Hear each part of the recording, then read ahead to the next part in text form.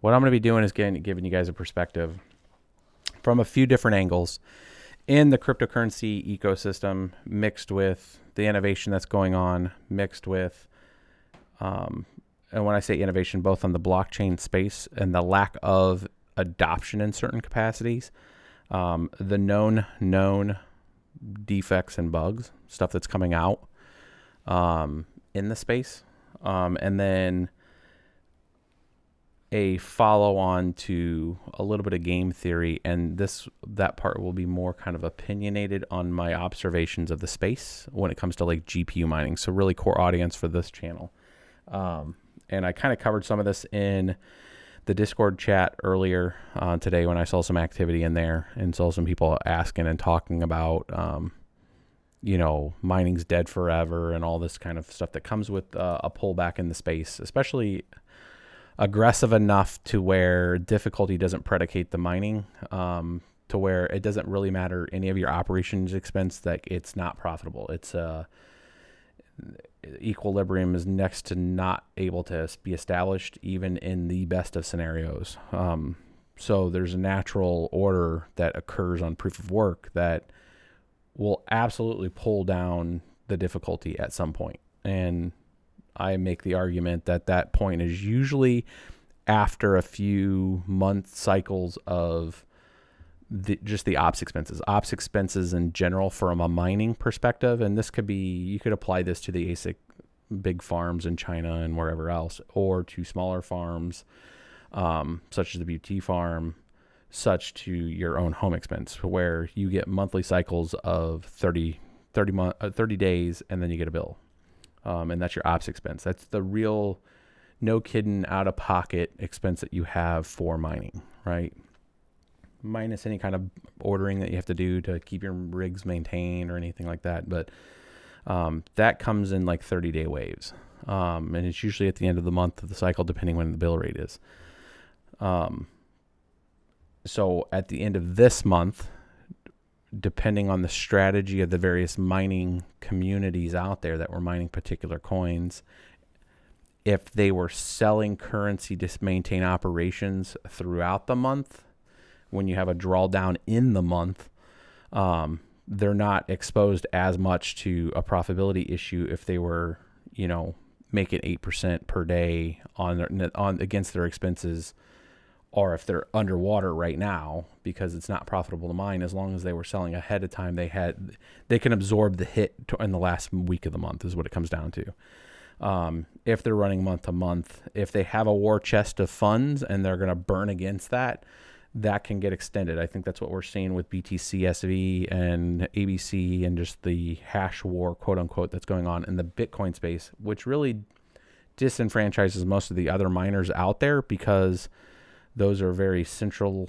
entities that are trying to make a point, and they're going to spend money and potentially investment dollars into their currencies directly from the people that invested in their operations, on top of people that had purchased the currency in a speculative manner to believe in a vision that they were, producing. So it seems to be letting the world burn on both of those sides. So that's a different argument than the general normal operations expenditure. Even if you're at their home and you have 2 rigs, right? You're going to look at what's your output and does it make sense to keep your rig on? And that usually comes at the end of the month when you just do the differential. What did you earn? And then what do you have from an actual expense, right? And that's the analysis that's going on most of the folks that are out there. A lot of folks are questioning, are they going to continue to do it? Even us from the BBT farm, I was talking to BBT Todd today about it, and as of right now, it's powered off. So it's the second it hit that ETH dropped to like 150 and then everything else dropped 20%, difficulty has not adjusted to that. So an effort to run the farm doesn't make financial sense from this point right now until it either recovers or difficulty comes down. It's literally just a math problem, and difficulty takes time across blocks and the network effectively has to either follow our pursuit the same way, and enough folks come off of it and it swings difficulty down to where it's sustainable for the rate that, Ethereum, if we're talking Ethereum, or any of the other currencies. So that effect starts to occur, and now we won't have the net operations expenses, or the gross operations expenses from today through the end of the month, or, if it swings back, and it makes sense to turn it back on. So you're essentially giving up on those days that you're not profitable, because then you won't have the expense. At least you'll still have, owning an operation, you'll have the expense of just, security, and there's still water going to it, and there's still ops expenses for it. But that's a lot less of a hit than the negative profitability that you're making on a larger farm. And I would assume most people are doing that from their home setups too, right? And I did that in 2013 through 2015. In the same way, like there was a period of time where it made no sense to run the ASICs that I had at the time, nor the actual GPUs that were running at the time. So that was, a critical watch. And that's what the last couple of videos I've tried to show you guys of, like, it's not just about the price of a coin. It's also the difficulty of the network that you're mining. So any one particular thing, it's very part and parcel to profitability. It's also your strategy if you're trying to acquire coins for a longer speculative return at a later point. Does it make sense for you to turn on the rigs even if you're not close to profitable right now, because you're doing a small run? Like if you have a couple rigs and the output's going to give you 0.5 ETH a month on those, is that operations expense of $80 a month, $100 a month worth it to you, where you're going to run your hardware that you already have the capital sunk cost into? You're going to get a rate of return on ETH. Like you're going to get the amount of ETH, agnostic to what it is right now, but at a future time, is it going to be worth more or not? And that's the whole math problem, right? So if the difficulty swings down enough and the price comes down enough, then you're going to get a lot more of the currency for your equipment, right? You're going to get 4 or 5 ETH a month now, maybe on this equipment, if difficulty swings down 70%. So that's part of the game. I wouldn't say the gaming. That's like the raw numbers. That's like there's no gaming involved in that. That's just the linear math that comes with the territory. Difficulty versus profitability versus what you choose. That's on the one case. So part of the other piece, and that's agnostic to any kind of, is something wrong with the network? Is there adoption? Is there any of this? So everything I just talked about, it has to do just purely with how proof of work functions, and the fact that somebody will trade you a currency, a fiat currency, for your token at a spot rate, right? All that's agnostic to is people using the current, is people using it, is there a purpose for it, all that kind of stuff. There is a requirement, at least of a need of that to be there, right? And just for it to manifest and nothing gets done with it, eventually the confidence in it and the usability of it will go down. Like people are like, well, why am I doing this? And you look at that. I look at any of the currencies that happened in 2013, the smart coin and dark coin, which ended up turning into Dash. And you have all of these different old kind of what most people would call shit coins. Like people did it for trying to be the first person in type of thing. But you have currencies that just, they serve no purpose, and people don't want to speculate and risk their hardware on them, and then the network dies, right? So there is a requirement for people to want to build and do things with that. And what I'm going to do today is take a different approach than what most people are probably doing, and explaining adoption and connection and use cases that are related to the currencies and their function. Some of them are transporting money to make it fungible and make it frictionless. Some are building platforms like Ethereum, like EOS, things that are saying, I'm going to build a platform, and then maybe people will build stuff on it, but they're going to build the tools. And then you have like smart logic, you have, which is like smart contract enabled stuff, automation of things. You have different currencies that are not just performing a functionality, but giving you the ability to build things. The argument right now in the space is that whenever you have a downturn like this, is people are like, well, let's look at the user adoption rate. let's look at, is anybody actually building anything besides games or gambling apps or, things that are actually moving the needle in relation to the legacy architecture out there, right? That is, one of the people try to make that point to snap a line to say, well, see, this is why adoption's going down.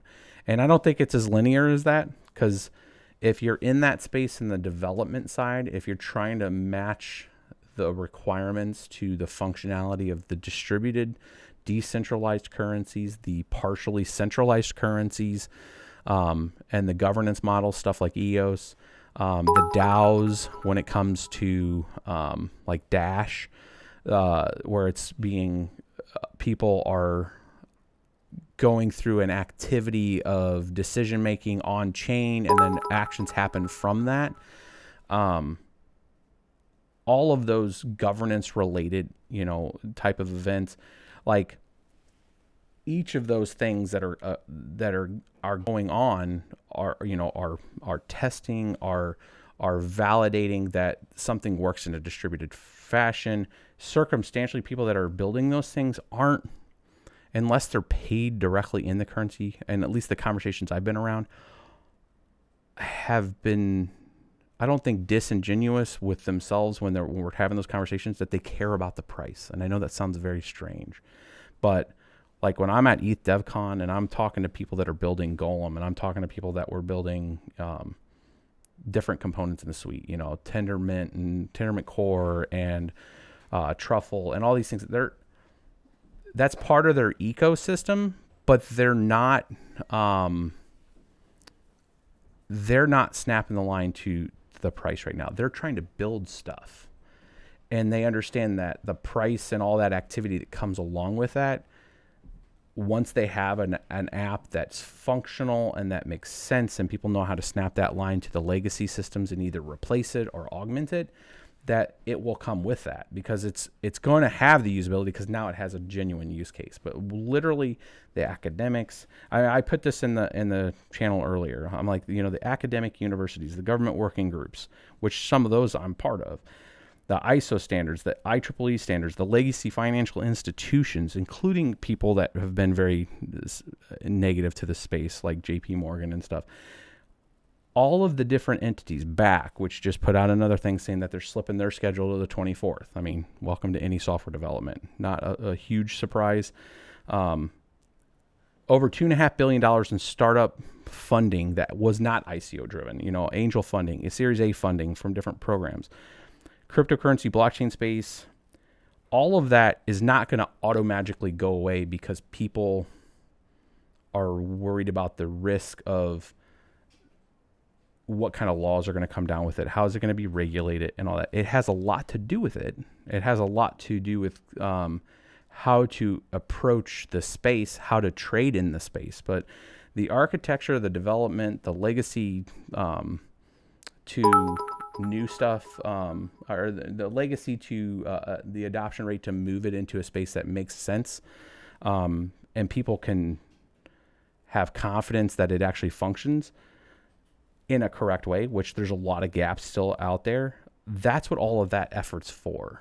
And the underlying decentralized infrastructure of that is those cryptocurrencies, right? It's the different platforms. And then some are absolutely just like, who are the development team? Who are they partnering with? Who are they are they having working groups? Are they trying to genuinely figure out, like, does this thing work the way we want it to, or how do we do it, right?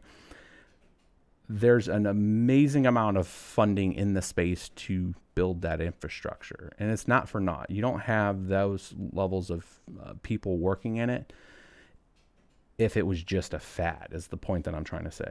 I mean, you literally would have your MIT working groups and your Carnegie Mellon and your institutional people, the millennial generation, as we would call it, literally looking at it and going, this shit's a fad. Like, we're not going to do that, right? They're not. They're poking holes through it, and they say, we like the fact that we can have distributed transactions between two parties, and we don't have to have a third-party animator or, a mediator.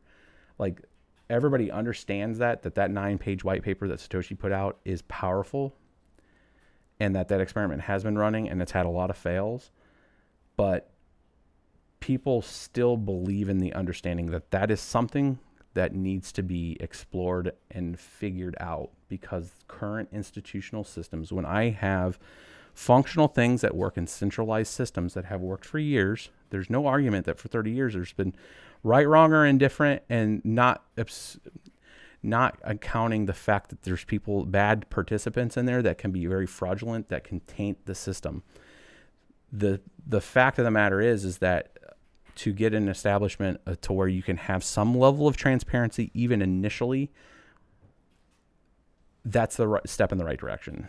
And that's why there's so much emphasis on strong-willed Bitcoin maximalist people and people that are trying to drive the innovation on the blockchain space in general, of saying that what that's done to finance and disrupt it, why can I not do that to information? And we're exploring those kind of, I say we're because there's some capacity that I work in that space.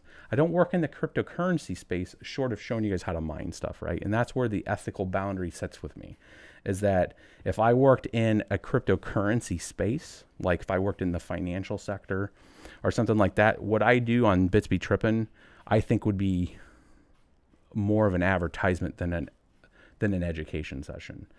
And I try to maintain the fact that the things that I work in is more informational, and how can I transact information, file storage, configuration management, that kind of stuff in a capacity and a way that's leveraging this type of technology. Circumstantially, also like to mine it, right? Because I like that divorce of centralization in that concept. And I try to educate you guys on it, and I try to learn through it with you guys. But what I'm saying is that when there's a huge decrease in confidence and a huge decrease in price, and then there's all the naysayers like, oh, it's finally dead. Like, I've lived through like 4 of those, right? And this is essentially the 4th one since I've been in the space, where all the same kind of things come up. Like, what's it solving? There's all these bugs that I'm concerned in. I just posted just yesterday on YouTube a video that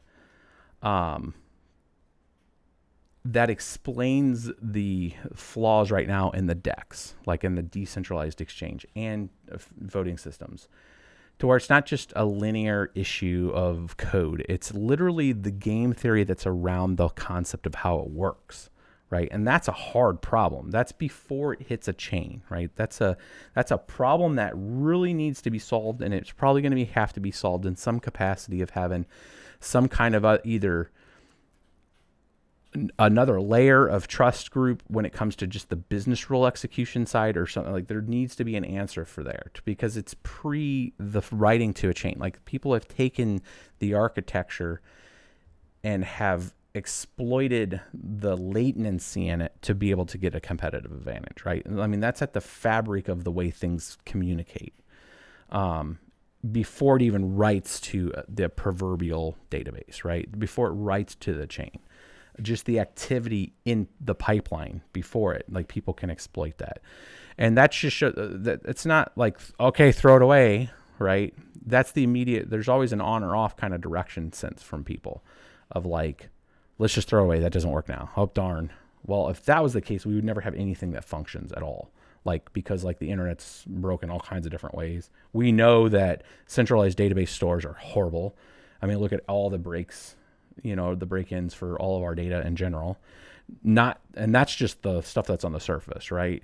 That's not including and limited to any kind of data exchange that we don't even know that happens with, like, the Facebook Cambridge stuff. I mean, our Cambridge Analytica stuff. I mean, like, there's real problems in real systems that we use every day, right? So this is I don't want to say it's no different and it's not on the same level of playing field, but I'm just trying to project a level of confidence in at least the intention of what folks that are building a handful of these cryptocurrencies are living with and doing and are passionate about, right? And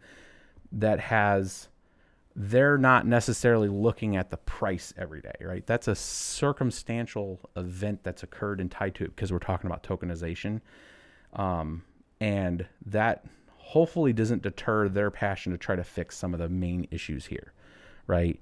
That it stays in this realm of where they don't have to they shouldn't have to defend the price of it more than like, let's fix the tech. Like, Like Ethereum is broken certain ways that's been exposed of its delays and its governance piece if they go to proof of stake. Like that's the problems they should be fixing and working on, not worrying about if the price is up, right? Like the price will come with that, right? When people start to go, wow, we can scale it now and we can make zero proof knowledge things where I can store information on the chain. It's doing all the things I want it to do that I wish that it would do right away. I'm discovering the limitations of it. Having that exposure compared to like a closed source environment to where we just pay for the marketing side of a company's product and then we hope that it works the way it works.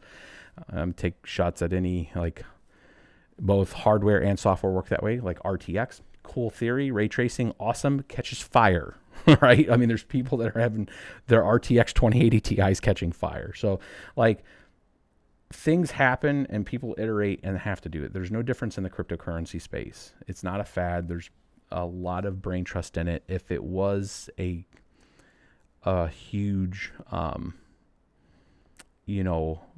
pre-planned BS thing to try to make certain people rich, the brain trust that's around it would expose that fact. But you'd hope that it was exposed that fact pretty quickly across the entire platform, right?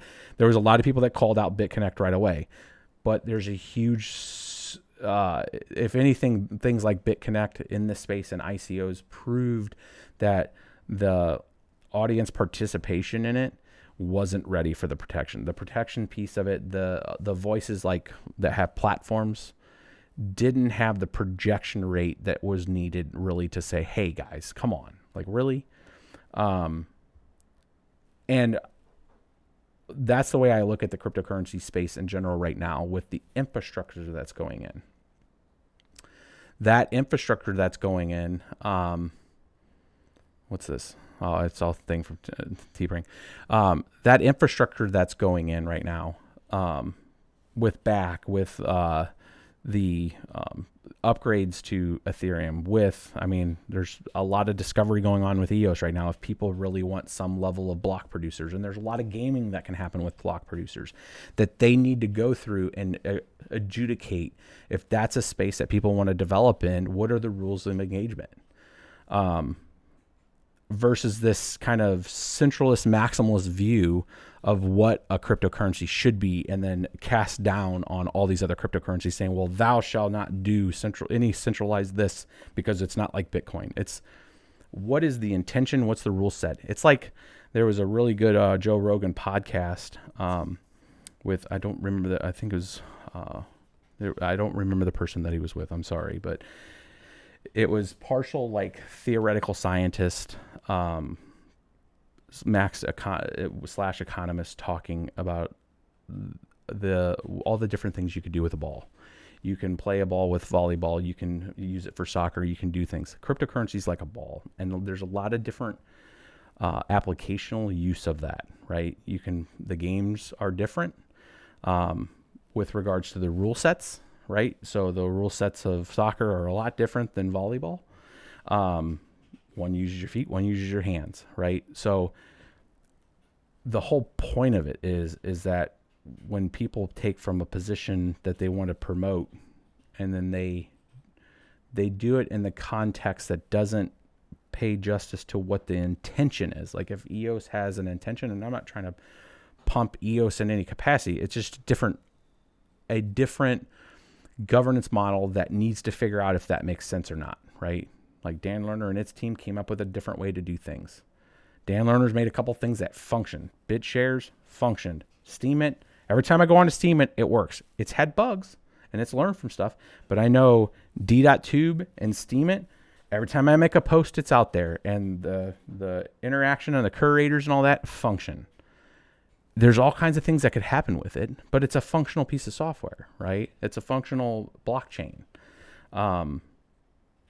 EOS, I think, has to go through its own life cycles. Ethereum has to go through its life cycles of innovation of, is it going to go proof of stake? Is it going to be a hybrid? Does it make sense to go prog proof of work for, the participants on mining it from the decentralization of ASIC standpoint? I mean, there's a lot of things that need to go through. So these things have to run their course. And the best thing I think as a participating group we can do is challenge where there needs to be genuine challenge. Like, why are you guys wasting time on this? Like, CryptoKitties was a great, awesome exercise with showing that you could do generational attached assets. It's kind of like wax on, Mr. Miyagi stuff. Like, CryptoKitties shows kind of in a realm of asset distribution and linkage and children of selected members and all this kind of interesting heuristical stuff that can happen on a chain. And then the interactivity between people, the trading assets and stuff, it lays forth a framework that can then be reviewed, iterated, show that, hey, the network adoption rate, the explosive use of this was very quick. But how is that in compared if somebody compared it to like the release of, Fallout 76, like, like another game, right? Like on a centralized platform. There's things that come from it, and we should take those lessons learned. Let me move on. I'm kind of gyrating on the same thing. So I'll take a pause for a second before I move to the other thing. I want to look through some of you guys' questions. Thanks, guys, for those subscribes. I've seen several Twitch Prime subscribes. Steve 2402, thanks, sir. Looks like Miss BBT. It looks like T-Prang came in talking about the Squirrel Miner and the Acorns coming out, so we'll have that in the BBT farm. Thanks, guys, for those bits and stuff. So let's move on to I kind of gave you a market dynamic and confidence in that. Like, we've been through some cycles, guys. Let me pivot. I'm reading my notes here. So there was another discussion when it came to, when you have a huge drawdown like this, and all of us have equipment, and how, like, what is worse, having a 80 to a 90% decrease in the currency itself, and you snap all the profitability out of it. For a miner, you snap all the profitability out of it because you have a lot of miners and the difficulty's high. So the price is only predicated on the difficulty at that end of the day for a proof of work miner, right? Because at $7 Ethereum, we made money too. As a participant on that network, at $7 when the difficulty was X, we were still generating $20, $30 a month, right? Per rig, right? That was a thing. And it was only $7 a currency. So it's very, very tied to the difficulty of how many people are participating in it, right? So I made a very soft argument, I think, because I think you could punch holes through it, but I'm just making an opinionated argument to say, after living through a few of these cycles as a miner mining since 2011, but really vested where I put real money into it into 2012, 2013, that there's an argument to be made to say the risk level, if you had a currency go way up in value and you have this digital arms race, we saw this with Bitcoin, right? You have a digital arms race of hardware on an ASIC level because the profitability gets to such a point that it makes sense to just specialize the hardware, lean out the ops expense, centralize the source to a pool, right? Like single pool, like try to get the maximalization of that because it's a exponential growth in price. So the mean that you're working towards is going up high in value versus you have an 80%, 90% drawback in price. Difficulty then adjusts, right? Like difficulty takes a hit because you can't mine at the level that you are, because you have you have a much wider distribution on something that's, let's say, not Bitcoin. That's a currency that doesn't have as many as ASICs or a limited amount of ASICs like ETH does. Let's use ETH as an example. ETH went up to 1,500, was very profitable, even with a high difficulty, higher than it is right now, by the way, because if you look at the difficulty chart, but very decently profitable because it was $1,500. Difficulty since has snapped back about 25%, but the price has went down almost 90%, 80%, right? So that's why it's not profitable right now, and by comparison, because the difficulty is still up.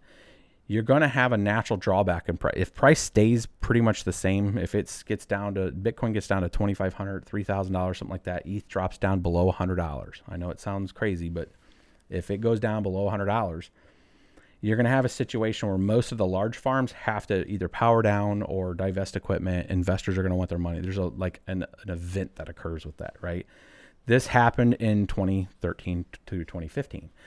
Most of the ASIC providers went out of business then. You had Avalon, you had a whole bunch of little micro versions of companies like Rock Miner, I think ended up getting acquired by Antminer. You had KNC Miner that went under. You had Innocilin, I believe, was still around there, but they kind of took a pause. You had the Sponduli Tech, which was out of Israel. You had all these companies that kind of built up fabrication and was focusing on both script and SHA-256. You had this big ramp up in 2013 through 2015. Most of them after 2015 went out of business because the liquidity had came out of the market, right? And it was a pretty strong lesson learned in that effect that they got, a lot of them got burned, especially on the altcoin side. The script, the X11, X13, a lot of those miners that had fabrication cycles and had spent money like $500,000-$700,000 to try to fabricate something, try to get it to work, try to get it to sell. Most of that stuff was all funded by people like us that bought it ahead of time, learned our lesson because it never shipped, i.e. the Titan is a perfect example from KNC. And then you had this huge drawback where I use this example where in 2013 through mid 2014, I was using GPUs, some of them that are still sitting here, mining FTC, Feathercoin at the time, at about a $7 to $15 a week period in its peak back in those times, right? In 2013, November 2013, 2014. Then it fell off and it was unprofitable with those GPUs. I could use those same GPUs pretty much through most of 2017 through the beginning of 2018, and it was actually more profitable then with those GPUs. ASICs not at all, because Feathercoin had went to NeoScript, right? So in these situations where you have fall off, I would call it, where the ASICs also have not only the companies that are around them and back them go under because of the massive decrease in their ordering, because people are not going to order it when it's not very profitable, obviously. There's a lot of risk on that side because it's a lot of operations and stamping and shipping and all the other things that come around with that supply chain. But GPUs are still there. CPUs are still there. And then you had coins that were predicated on new algorithms that emphasized the easy distribution, because the distribution channel lanes are there. Like I can go to Best Buy and buy a graphics card. You can go in whatever country you're at and go buy a graphics card. So the participation on those networks, there was an immediate ease of having adoption in some capacity because you had readily available GPUs. In this situation right now where we're in, where it's coming down, I can see a real reality, unless the infrastructure I was just talking about, to where this stuff does pull back way, way back, like 95%, where we have sub $100 ETH, we do have $2,000 Bitcoin. Because the adoption rate, the confidence in the space right now isn't being played up. It isn't the people's care factors down because their initial touch on it in December when they FOMO'd in was painful. It was expensive when they were buying Bitcoin. Most of the exchanges didn't work. Look at the time frame between November to February of 2018. Most of the exchanges at the time were shut down. Like you couldn't get accounts. Coinbase at the time had a lot of issues. I mean, I know I had personal family stuff that wanted to buy currency at the time, and they couldn't. Right? They couldn't even get an account. Some of them had their accounts locked out. There was a huge issues in support. A lot of that infrastructure has been fixed. Most of the exchanges now have been able to put people on it, and there's a lot more of it. And some levels of regulations have started hitting in with regards to ICOs and some level of consumer protectionism. So in the next cycle of growth, which all this infrastructure is building for, the on-ramping will be a little faster. The exchanges should be able to take the hit.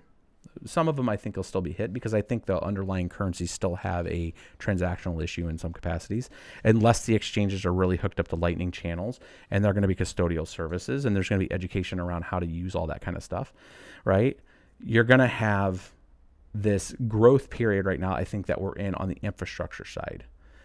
And then when that next phase comes through, it's going to be a little less painful. There's going to be a little more offerings.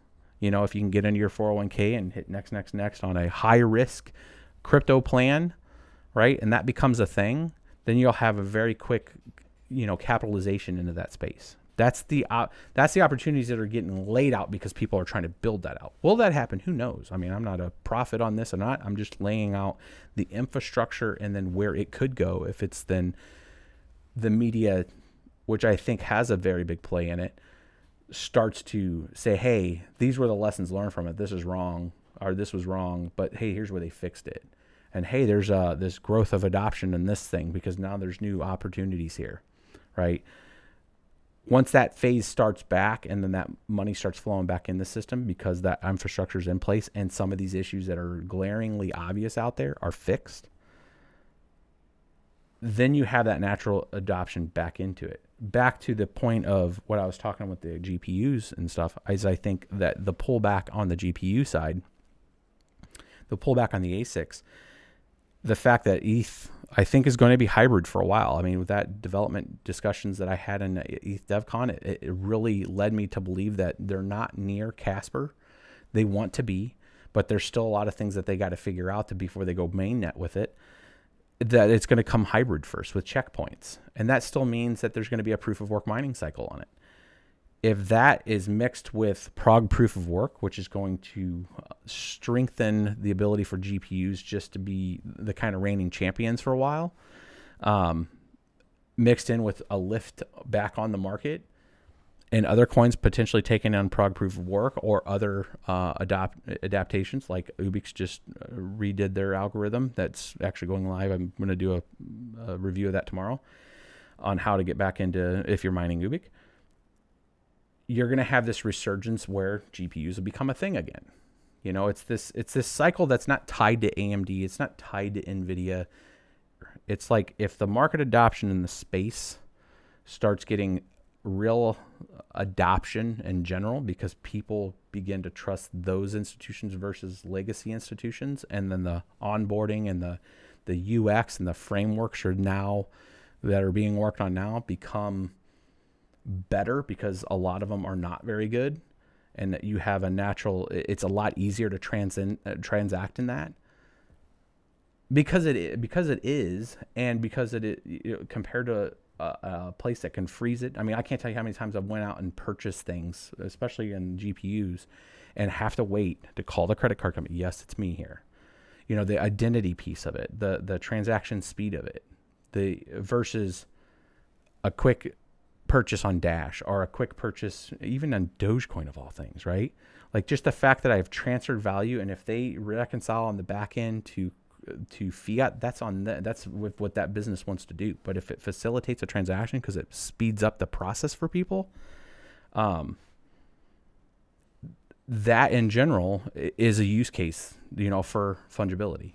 And then you add in information and all the other information sources and applications that will have portions of their stuff on a decentralized state status system that could be decentralized, that is obfuscated through zero proof knowledge works, right? So there's a future in the space. I believe there's a future in the space. Will it adapt is a very open question, right? Will people believe and see that path? Who knows?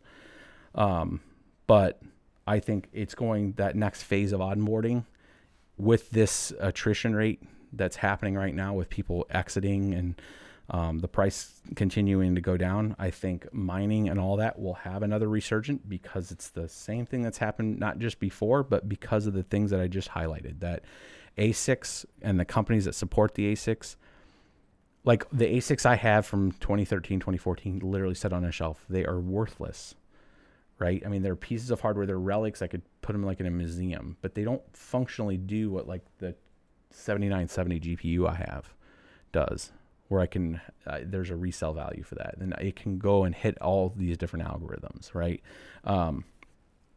So I think that, you know, if people that have been in that space will have another day in that space, not to mention any of the other stuff that we've talked about before with Golem and distributed compute.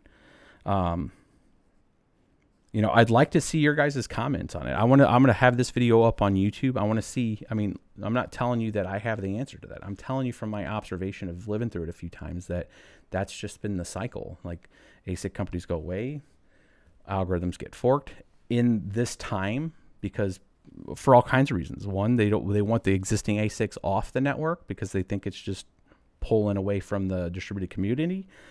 And when you pivot that algorithm, when everything's down, you don't have a recapitalization of an ASIC effort because it's not worth the time and the effort at the time. And then people don't take the risk on it anymore, at least until the cycle returns, right? Until we have $3,000 ETH and we have $60,000 Bitcoin, right? And then people are like, holy crap, I need to build a piece of hardware for this. And then we're back in that cycle again, right? So I don't know. What do you guys think?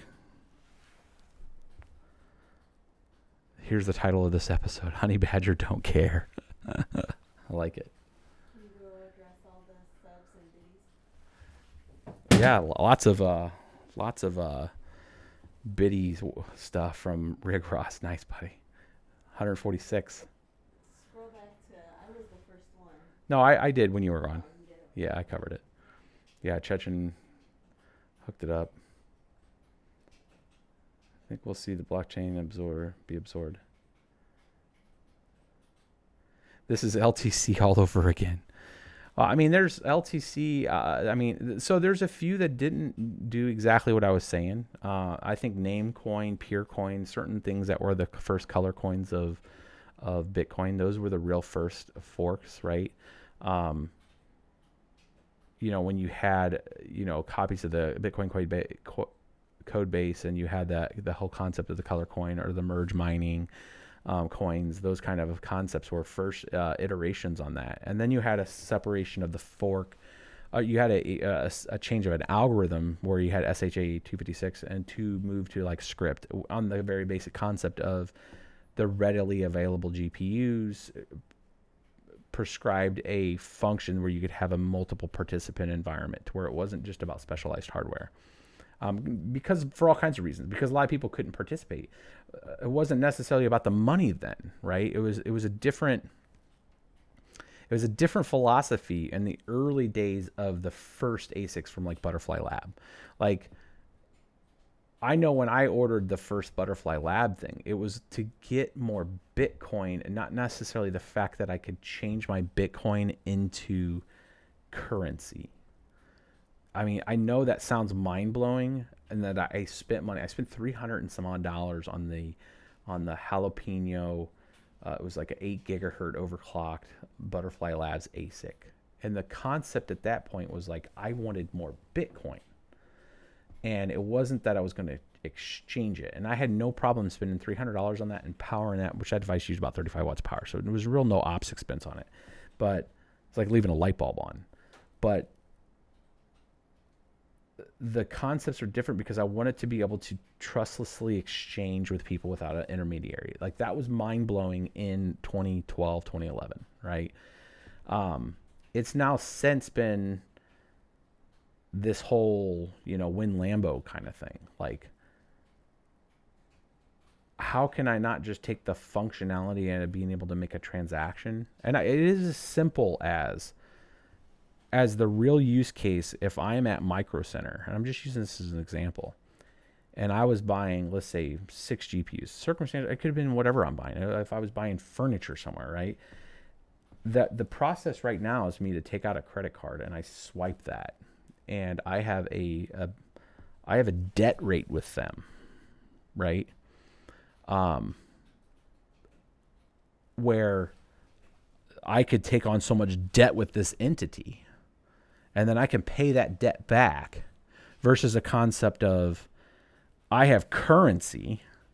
I'm not spending what I don't have, and I would rather transact very quickly with that, with regards to having the trust that's required to make that quick trust transaction. So we're talking at this point that Bitcoin has to, because there's actors out there that will try to double spend and try to attack the network, you create a situation where you need to have either a layer 2 solution or you have to have faster block times, because 10 minutes sucks if you're standing in line, right? So opening up a layer 2 solution like a Lightning channel with an entity, and then you have the infrastructure that's backed on that, like the segregated witness basic concept there, to where you can make these very quick transactions that reconcile to the Bitcoin blockchain.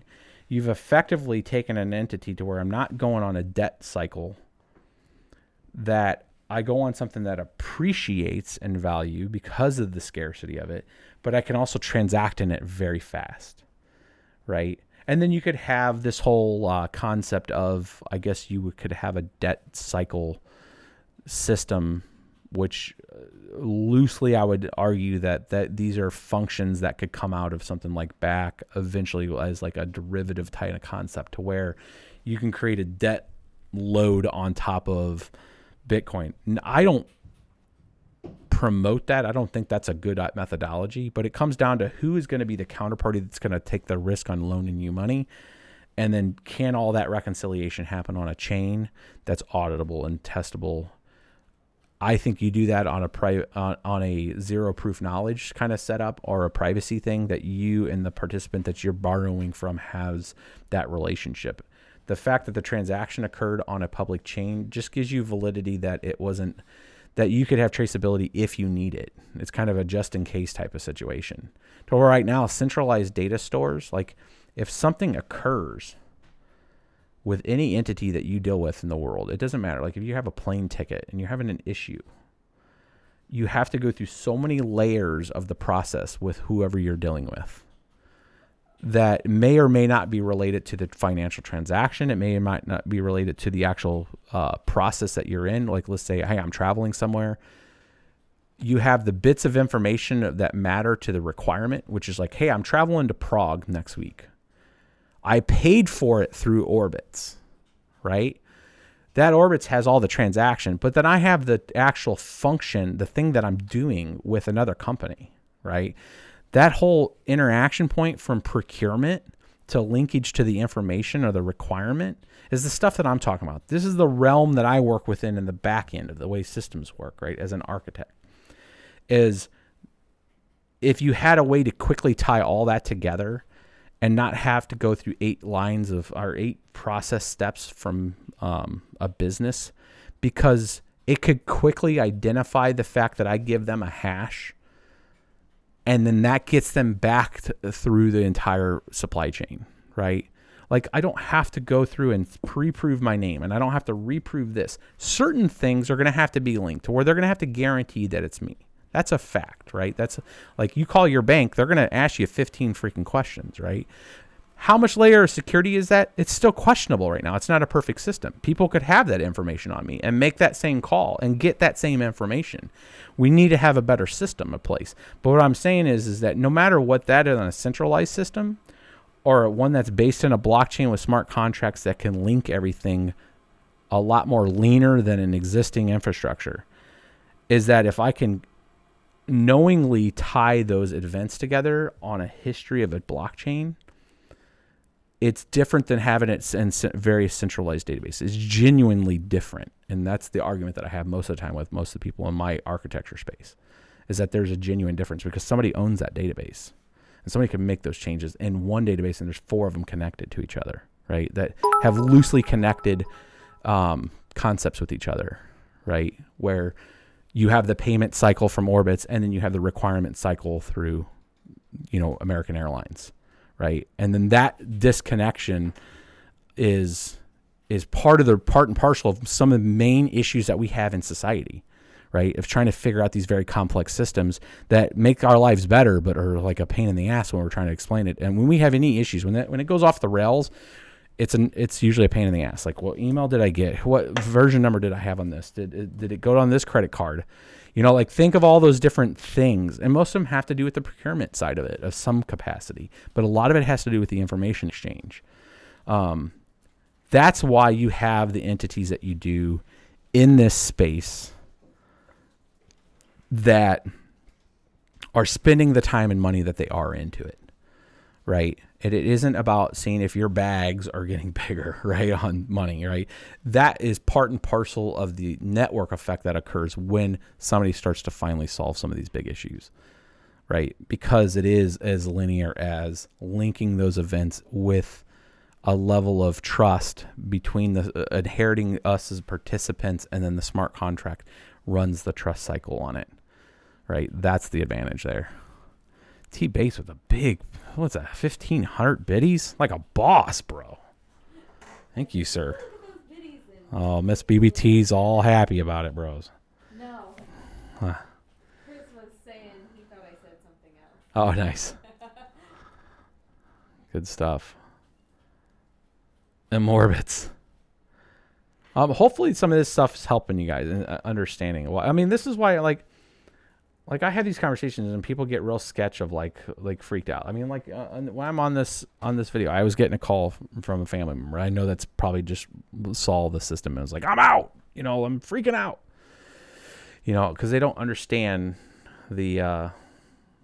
they don't have exposure to, knowing that, there's a lot of effort going on to this. And that's what the content I've been trying to provide you guys lately. It isn't so much like, hey, this cool graphics card does this. I mean, I will do that, but I want to try to make sure you guys are getting content that's good. Thanks for those follows too, guys. You asked a question earlier. Do you think Bitcoin can go away from SHA 256 sometime? I don't think so anytime soon. I don't think the mentality or the mindset or the rationale right now makes sense right now. Could it? I think it would come down into like a user activated kind of. So here's the problem. So proof of work, you're going to have miners behind it, right? So you would have to have enough hash power that would agree to change the hash power, right? This isn't like Ethereum. You can't just force it on people to make the change of the hard fork. Like they produce new software and say, here's your new binaries. Hey, pools, run this. Miners have to adjust to it. It's going to be a different setup with Bitcoin because Bitcoin really isn't controlled by anybody, right? There could be an argument that it's controlled by a handful of large mining conglomerates, but for them to like naturally and willingly fork off the competition into a currency or into a different algorithm just doesn't make computational sense. Like it would just, they can't agree on anything, right? So to change the underlying, Bitcoin has never had a hard fork. You guys realize that, right? It's only been soft forks. Bitcoin, what I would say Roger would call the Bitcoin core, the original Bitcoin, the longest chain, is only adapted to soft forks. The only hard fork that occurred, the first hard fork was essential. Well, they say it was BCC, but it was Bitcoin Cash, right? That's the one that we monitor and look at, right? Is you have Bitcoin Cash in August 1st, 2017. And it just split the chain. It didn't change paths. The agreement of the consensus of people didn't agree with it. So a handful of miners split their own version of it. And it's now since split again to ABC and SV. It's kind of done one of these things. Now, not to confuse the hell out of everybody, what Roger and their version ABC has stated is that they are still Bitcoin Cash and that SV was the breakoff. So that's essentially what's going on. Now I've seen a lot of people say, well, no, ABC, the blue line, is the original BCH line. But in reality, because it's running different stuff.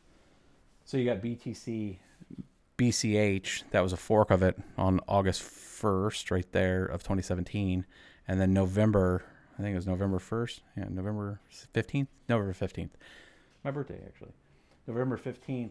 They split into two different, right? So that's why you're seeing BCH kind of go away, and they call it BCH ABC. And you got Bitcoin up here just still cutting around. So BCH is no more. So that the BCH chain split into two different new things. So if you had, here's the funny thing. So anybody that's been on the sidelines that's just like, dude, I don't care. I've had Bitcoin. I don't care about Bitcoin Cash. You effectively have everything. Your public key and private key are on both chains. So, like, if you never did anything, you now have 4 currencies, essentially. You have, well, technically, you had 2 with BCH, but now you have ABC, which is inheriting your things here. So you have essentially 3. I mean, mechanically you have 4, but you have 3 that you have access to that you can do stuff with. So if you had 10 here, you have 10 here and 10 here. At whatever prices. I don't even know what the prices are right now. What's this, like 4,100 or something, and then 280, something like that. So that's what you got. Has Bitcoin in its name. It's not BTC, that it's just shitcoin. I'm not going to get into that spec. You know, people have different opinions and people have different approaches on things. I don't have to agree with them, and I don't care to really necessarily interact with them. It's just a thing. The problem is there's different pragmatic ways to approach things and not. And some people are going to be very passionate on the things that they believe in. And if they have a stage, they're going to use it sometimes to be, you know, less than ideal. And the problem is, dude, this is the information age, bro. That stuff doesn't go away. Like, forever. Like, even if you have man, I was totally a dumbass during this time. Like you're always going to be that dumbass. Like, I've done stupid stuff on stream before. I know people have, but it's like, I usually try to keep centered on, like, I'm not a pessimistic person though by nature. I'm more of like, you know, like, what's going on? Somebody said they lost me. I'm more of like, man, why did they do that? Why would they do it? What's their point? You know, like, I don't immediately go to like, this guy's an idiot. We lost him. What time is it? That's 1 hour. I think I'm going to wrap this up, guys. Tomorrow I'm planning tomorrow's a busy day. So I'm out of town over Thanksgiving break. And then I'm going to be out of town all next week. So I'll be doing some remote stuff with you guys from sunny Florida all week next week. So it's busy times, man, all the way through Christmas almost. And even into January is even worse. Like, I'm going to be going to CES. That's going to be fun. That's not a work one. That's a vacation one slash for you guys. That's a BBT event. I go to CES as a key online influencer. I get the cool badge there for that.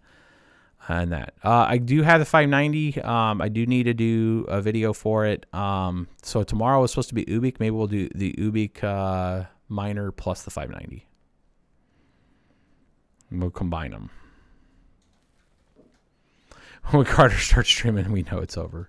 I don't plan to ever stop streaming, bros. I mean, like I told you, the only thing that would be really weird and awkward is if I ever left the space that I'm in and went into like the financial services side. I would probably have to pivot what I do online with you guys. Like, I couldn't really talk cryptocurrencies if I was part of like an exchange or something in the capacities that I do, just because it would be very ethically questionable. Ubix is doing good on the market. Well, Ubix is about to go through a fork with its new algorithm, and usually when there's changes to a coin, it's showing life on a coin, and it's showing leadership and making a decision and making a direction, and usually you have a lift in a market because of it.